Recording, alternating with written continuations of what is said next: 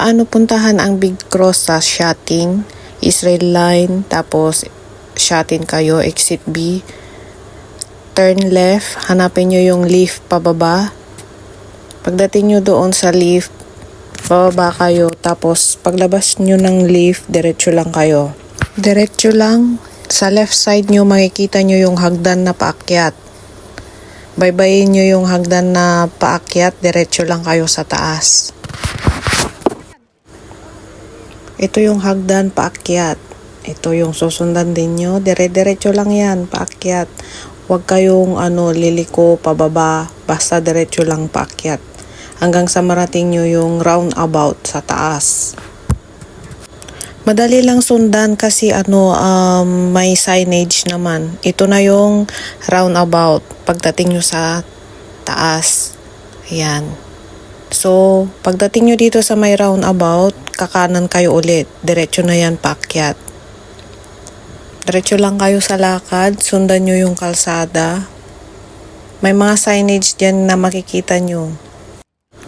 Nung nagpunta kami dito, maganda yung weather. Hindi siya mainit. Kumbaga, hindi siya maaraw, makulimlim. Kaya magandang maglakad. Sundan nyo lang yung kalsada paakyat, huwag lang kayong liliko, basta diretsyo, sundan nyo yung kalsada pataas. Sa mga hindi pa po nakasubscribe sa aking channel, baka naman po gusto nyong mag-subscribe, ini-invite ko po kayong mag-subscribe po, MJ the Dreamer.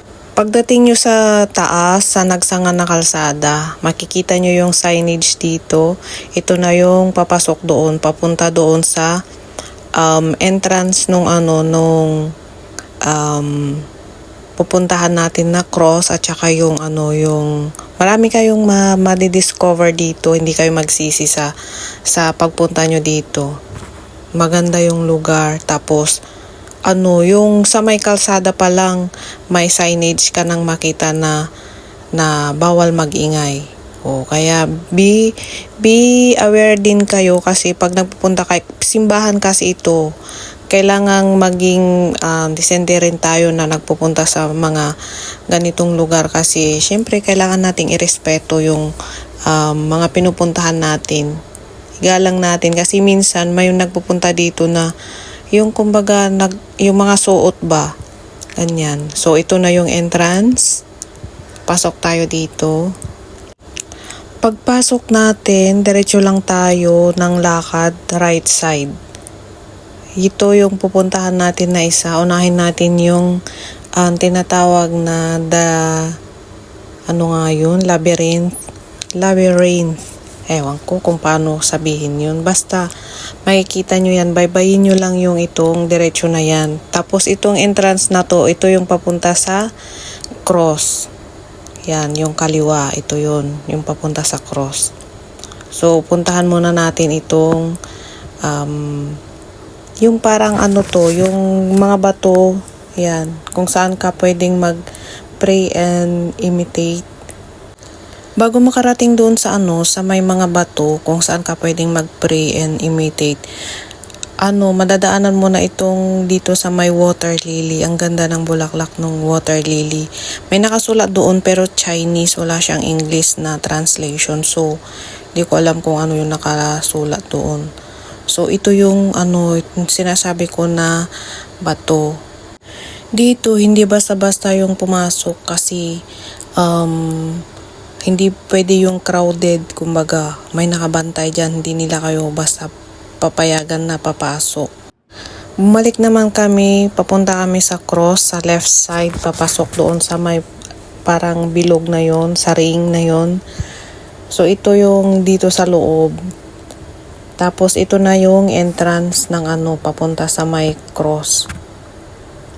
Yan, binidyoan ko kasi paikot. So bali ito yung entrance, papasok sa papunta sa may malaking cross. Pagbaba nyo dito, sundan nyo lang yung way na kaliwa. Basta kaliwa lang kayo, huwag kayong bababa ng ibang direction. Basta kaliwa lang kayo. Kaliwa lang ng kaliwa. Diretso. Kaliwa lang. May signage naman na makikita na going to cross, sabi niya ganun. Makikita nyo siya doon. May signage. Dito, hindi ka rin pwedeng mag-ingay kasi kumbaga parang yung ang ganda ng dito, yung mafe-feel mo talaga, sulit yung pagpunta nyo dito, promise. Hindi kayo magsisisi. I-check nyo na lang po yung sa description. Ilalagay ko na lang po doon yung kung paano pumunta dito sa cross na to. So, ito yung narrow gate. Yan. Bago kayo makarating sa may cross. The narrow gate. So, yan na po yung cross. Yung mga tao dito, nung napunta kami, may hawak-hawak silang papel na binabasa, ganyan. Nakita namin. Siguro, nag-ikot sila doon sa may kasi may art shop doon sa loob. So, ito na yung cross. Sulit. Ang ganda dito, promise. Hindi kayo magsisisi sa pagpunta nyo dito. Pagpasok sa narrow gate yan, may mga bato. Tapos, makikita nyo yung The Living Spring.